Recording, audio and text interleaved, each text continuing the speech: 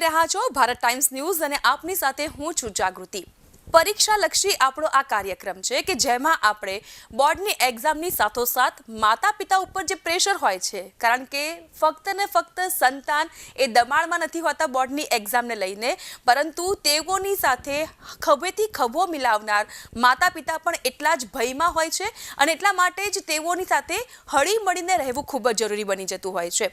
પરંતુ આજે આપણે વાત એવા બાળકો માટે પણ કરવાની છે કે જે લોકો એન્ડ મોમેન્ટ સુધી, છેલ્લી ક્ષણ સુધી જે ચોપડાઓ ફેરવતા હોય છે, એ લોકોને એવું લાગતું હોય છે આ મોસ્ટ ઇમ્પોર્ટન્ટ ક્વેશ્ચન છે, આ વેરી મોસ્ટ ઇમ્પોર્ટન્ટ ક્વેશ્ચન છે કે જે છૂટી ગયો છે, શું આ રેન્ડમલી વાંચવું કે પછી ચીટ ઉપાડીને વાંચવું એ યોગ્ય છે?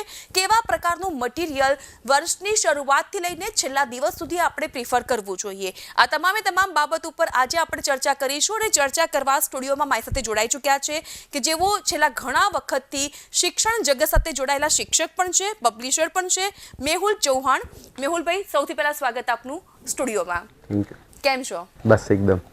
તમારા ચહેરા પરનું આ જે મંદ મંદ હાસ્ય છે એ કદાચ આજના એપિસોડમાં વિદ્યાર્થીઓ અને માતા પિતાને થોડોક હાશકારો આપશે કે પરીક્ષાનો હાવ કરીએ છીએ પણ અહીં દેખાતો નથી।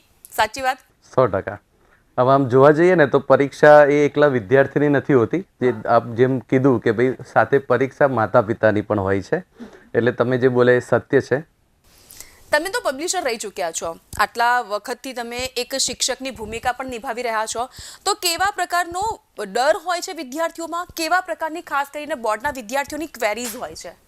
અત્યારે સૌથી વધારે વિદ્યાર્થીઓ વાંચ્યા કરતા સૌથી વધારે ફાફા ક્યાં મારતા હોય છે કે મને એવું કયું આઈએમપી મળે કે હું વાંચી લઉં અને મને એમાંથી જ 100% પૂછાય। તમે અત્યારે કદાચ કોઈ પણ સોશિયલ મીડિયા ચેક કરશો તો એમાં 9 માંથી 10 રીલ કેવી હશે તો કે ભાઈ આ આઈએમપી છે, આ જોઈ લો, આ કરી લો, આ કરી લો। એમાં કન્ફ્યુઝ એવું થઈ જાય છે વિદ્યાર્થીને કે હું આનું કરું કે આનું કરું। એના બદલે એક નાનકડી સલાહ ન કહેવાય, પણ જો એ વર્ષોથી એટલે કે 1 વર્ષથી જે એ વાંચે છે એ જ પુસ્તક લઈ અને એનું જ એ પોતે કરશે, કારણ કે એને 1 વખત વાંચેલું છે, કદાચ 2 વખત વાંચેલું છે, તો એની જે ભાષા છે એ એને સમજ પડે છે।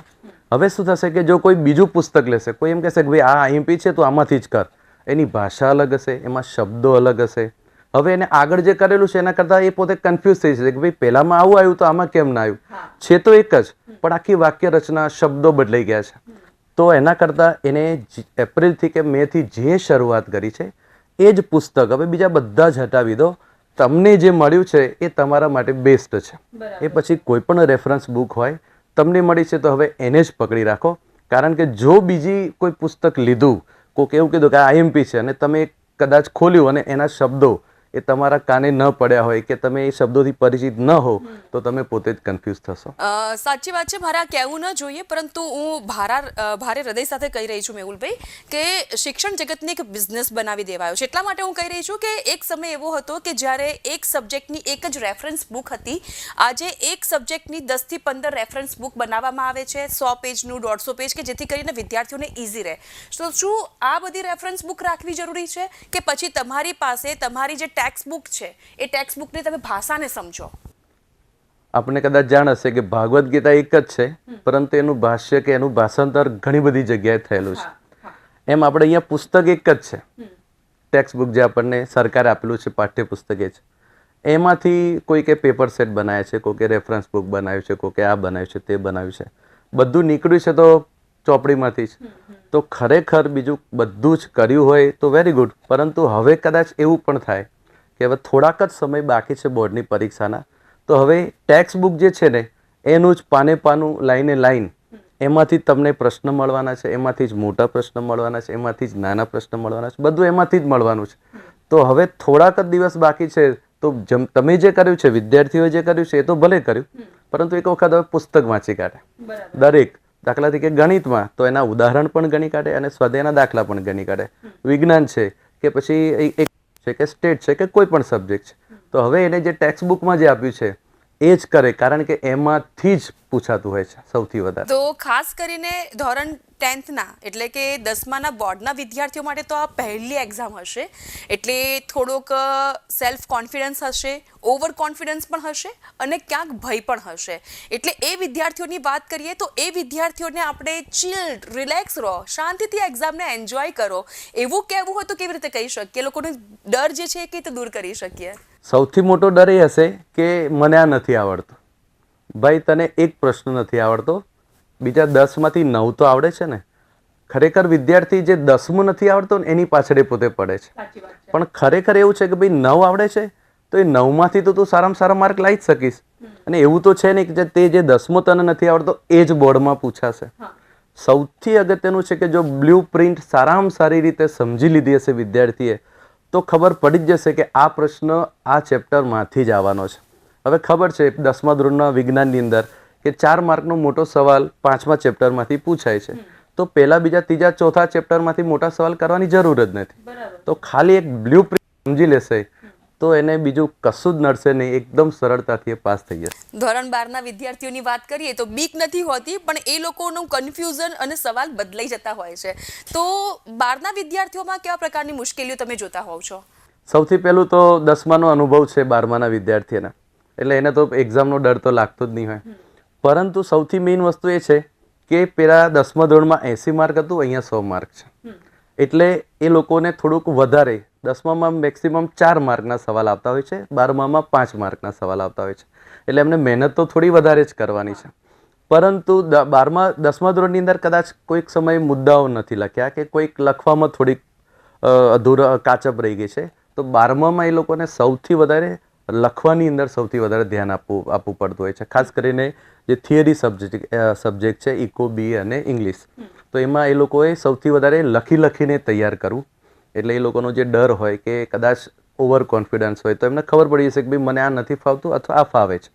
અને હા, યસ, એક્ઝેક્ટલી. અને એકાઉન્ટ સ્ટેટ ગણવું જ પડે, ગણ્યા સિવાય તો છૂટકો જ નથી. બરાબર છે. એટલે પ્લાનિંગ કેવા પ્રકારે કરવું જોઈએ બોર્ડના વિદ્યાર્થીઓએ કે જેથી કરીને ઇઝીલી સ્વચ્છતાને ધ્યાનમાં રાખીને એ લોકોનું જે આન્સર પેપર છે એ ઉડીને આંખે વળગે અને જે પણ પરીક્ષા પેપર તમારી ઉત્તરવહી તપાસવાના છે એ લોકોને લાગે કે ના, જેન્યુઅન પર્સન છે, સિન્સિયર વિદ્યાર્થી છે, મને કોઈ વાંધો નહીં આવે પેપર ચેકિંગમાં. રાઈટ.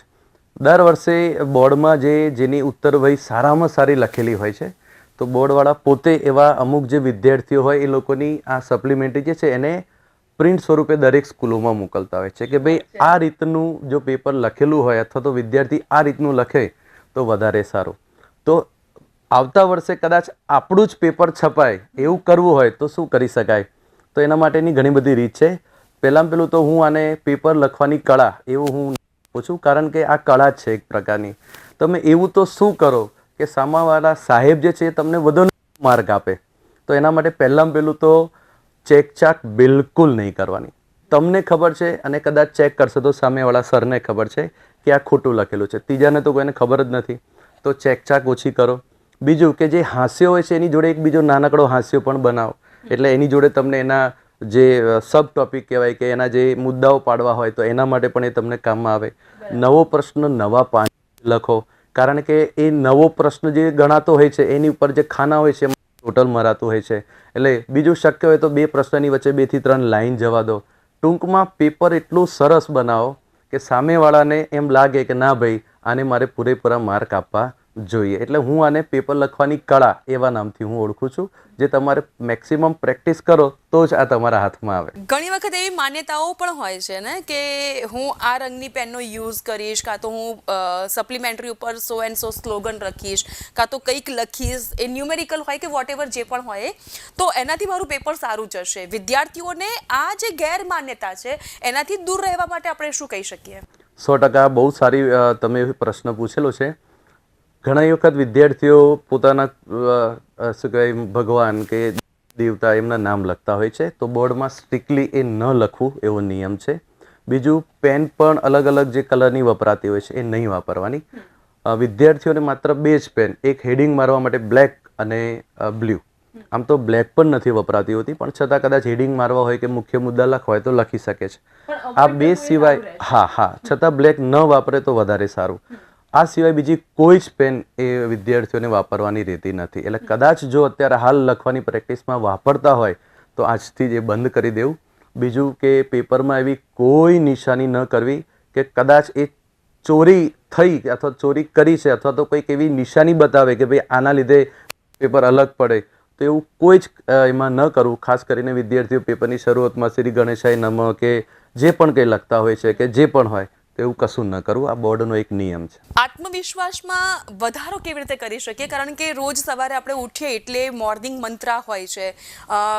આખા વર્ષ દરમિયાન જે લોકોએ પોતાનું શેડ્યુલ સરસ તૈયાર કર્યું હોય છે એ લોકોનો વાંધો નથી, પરંતુ હવે છેલ્લી ઘડીઓ નજીક આવે છે, દિવસો નજીક આવે છે, જવાનું છે એટલે ફફડાટ પણ છે બાળકોમાં.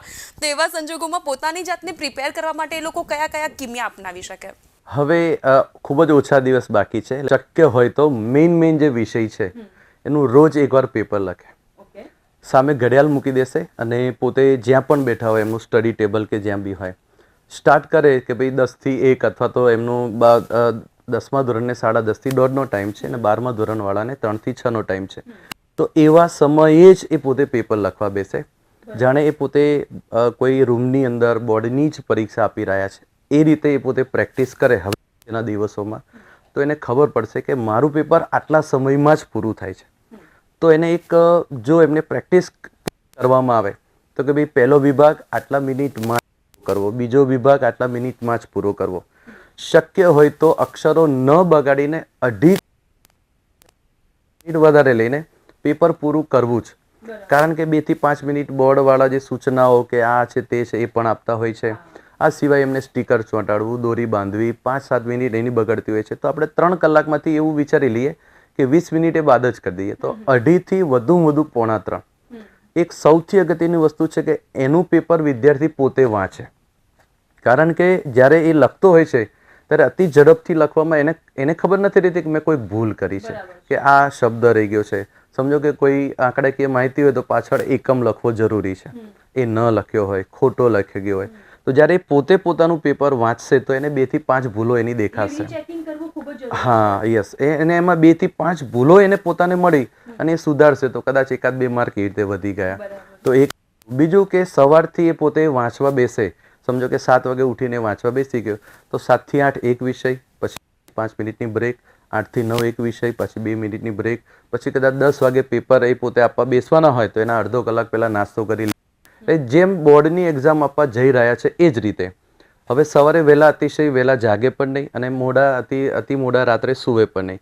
કારણ કે વિદ્યાર્થીઓની પરીક્ષા બપોરના સમય હોય છે અને રોજ બપોરની ઊંઘવાની ટેવ હોય તો પરીક્ષા વખતે પણ ઊંઘ આવશે એવું પણ બને. તો આ બધી જે પ્રેક્ટિસ જો થાય, બધા જ વિષયોને ન્યાય મળે દિવસમાં એકવાર 1 કલાક, તો હજી શક્ય છે કે પરીક્ષા જે છે બોર્ડની ત્યાં સુધીમાં આખા કોર્સનું એમને સરસ રિવિઝન થઈ જાય. મેહુલભાઈ, તમે ખૂબ જ સરસ વાત કરી કે જે વર્ષ દરમિયાનની હેબિટ હોય એ એક્ઝામના દિવસોમાં પણ એ હેબિટ કન્ટિન્યુ રહેતી હોય છે અને એમાં પણ પાછી સિઝન બદલાય છે. મહિનો એવો છે, સમયગાળો એવો છે કે તમને થોડીક ક્યારેક ઠંડીનો અનુભવ થાય અને ક્યારેક ગરમીનો અનુભવ થાય અને તેની વચ્ચે પરીક્ષાનું જે ડિપ્રેશન, સ્ટ્રેસ ગણો કે ટેન્શન ગણો. ડિપ્રેશન એટલા માટે હું વર્ડ યુઝ કરી રહી છું કારણ કે આપણે જોઈએ છે ઘણા બધા કિસ્સા ડિપ્રેશનમાં આવીને એક્ઝામ પહેલાંના થતા હોય છે. આપણે એની વાત નથી કરવી કારણ કે મોરલ ડાઉન નહીં, પરંતુ આપણે એ લોકોને મોરલાઇઝડ કરવા માટે બેઠા છીએ.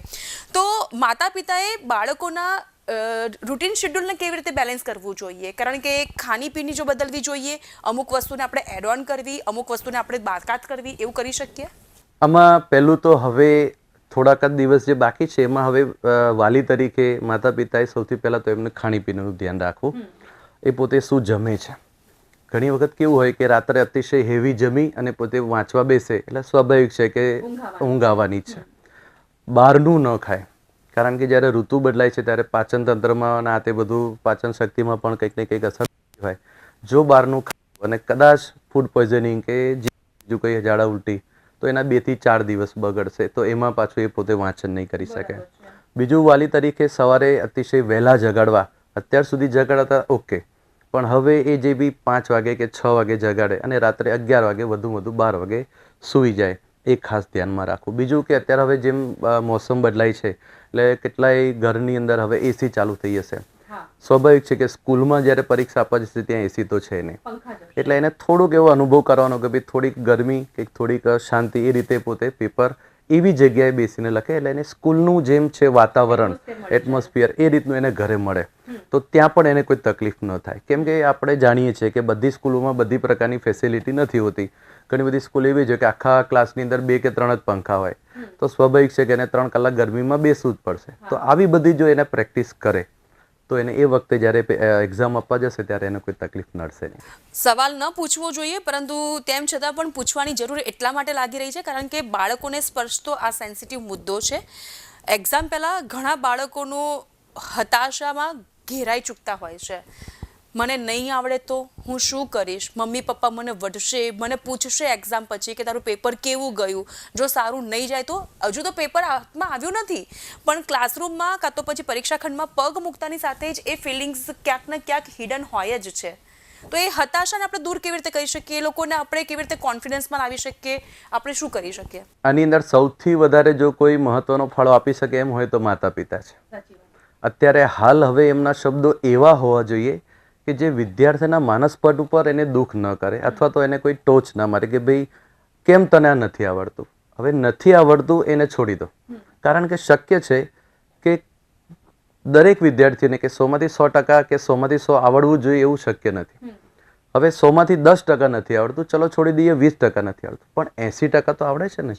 તો માતા પિતાએ એવા શબ્દો બોલીને કે પછી એવી રીતે મોરલ સપોર્ટ આપીને એને એ રીતે જ કહેવાનું છે કે ભાઈ જેટલું એ મૂકી જ દેવું પડે, એ મૂકી જ દેવું પડે. એવા વાક્ય એવી રીતે એને હેલ્પ તમે મદદ કરો. ઘણી વખત કેવું થતું હોય છે વિદ્યાર્થી પોતે એકલો રૂમમાં વાંચતો હોય, પણ હવે આ અઠવાડિયું 10 દિવસ 15 દિવસ વાલી પણ એની જોડે બેસે અથવા તો 1-2 વાર એને એની જોડે જાય, હા એની પોતે શું જમી રહ્યો છે એનું ધ્યાન રાખે. આ બધું જ્યારે થશે તો વિદ્યાર્થીનું જે મોરલ ડાઉન થઈ ગયું છે અથવા તો એને ડર આવી ગયો છે, એને એવું કહો કે ભાઈ તને ભલે 100માંથી 100% નથી આવડતું પણ 80% તો આવડે છે ને, 80માંથી 70 તો તારે આવશે જ. તો એ રીતે જો એને ધીરે ધીરે આગળ વધારે તો કદાચ આવું જે પ્રોબ્લેમ વિદ્યાર્થીઓને નડે છે એ ન નડે. મેહુલભાઈ, આ એપિસોડના અંતે તમે તો એક શિક્ષક છો, ઘણા બધા વિદ્યાર્થીઓને તૈયાર કર્યા છે અને તૈયાર કરી રહ્યા છો. તમારી માટે વિદ્યાર્થી વર્ગ અને વાલી વર્ગ માટે ખાસ મેસેજ શું હોઈ શકે? ઘણી વખત કેવું હોય છે કે વિદ્યાર્થી પણ એવું બોલતા હોય છે ને વાલી પણ એવું બોલતા હોય છે કે મારું તો નસીબ જ આવું છે, કે મારા નસીબમાં જ આવું ફૂટેલા છે કે આવું લખેલું છે. તો સફળ વ્યક્તિઓ એવું ક્યારેય નથી કીધું કે નસીબમાં હશે તો થશે. એટલે નસીબના વાટે બેસી રહેવું એ તો બહુ ખોટું છે ને. એટલા માટે મારું ગમતું એક વાક્ય છે જે હું કહું છું કે મત કર અપની લકીરો પે ઇતના યકીન. લકીરો એટલે આપણે હાથની જે આપણે બતાવતા હોઈએ છીએ રેખાઓ. मत कर अपनी लकीरों पे इतना यकीन क्योंकि नसीब तो उसके भी होते हैं जिसके हाथ ही नहीं. बस પોતાના ઉપર વિશ્વાસ રાખો, પોતાની મહેનત ઉપર વિશ્વાસ રાખો, સફળતા મળવાની જ છે અને મળશે જ. થેન્ક યુ સો મચ મેહુલભાઈ, આજની આ ખાસ રજૂઆતમાં તમે આવ્યા અને ખાસ કરીને વિદ્યાર્થી વર્ગ વાલી વર્ગને તમે જે મનોબળ પૂરું પાડ્યું છે, પીઠબળ આપ્યું છે. Thank you so much. Thank you very much. Thank you. તો દર્શક મિત્રો, આ ખાસ રજૂઆત એવા તમામ બાળકો માટે છે કે જે બોર્ડમાં નથી પરંતુ બોર્ડમાં પણ આવવાના છે. એટલે અગમચેતીના પગલાંના ભાગરૂપે વાલી વર્ગ તમે પણ ચેતી જજો, કારણ કે આજે નહીં તો આવતીકાલે તમારું સંતાન બોર્ડની એક્ઝામમાં આવવાનું જ છે. એટલે ખાસ એક જ મંત્ર અપનાવવાનો છે કે કર્મ કિએ જા, ફલ કી આશા મત રખ, ફલ કી આશા તું રખેગા તો આજ કા દિન તું ગવાએગા. એટલે તમારે શું કરવાનું છે, શાંતિથી તમારે પરીક્ષા ખંડમાં જવાનું છે, આજુબાજુ ચેક કરી લેવાનું છે કે ક્યાંય કોઈ કોપી કેસ મારી ઉપર ન થાય અને હું ક્યાંક ફસાવું ન હોઉં. બસ એટલી જ કાળજી રાખીને આપણે આપણું શાંતિથી પ્રશ્નપત્ર પૂરું કરવાનું છે, આવી જવાનું છે, નેક્સ્ટ ડે નવી તૈયારી શરૂ કરી દેવાની છે. તો અમારે આ વિશેષ રજૂઆતમાં હાલ બસ આટલું જ. અન્ય વધુ સમાચાર અને પડે પડની અપડેટ માટે આપ જોતા રહો ભારત ટાઈમ્સ ન્યૂઝ. નમસ્કાર.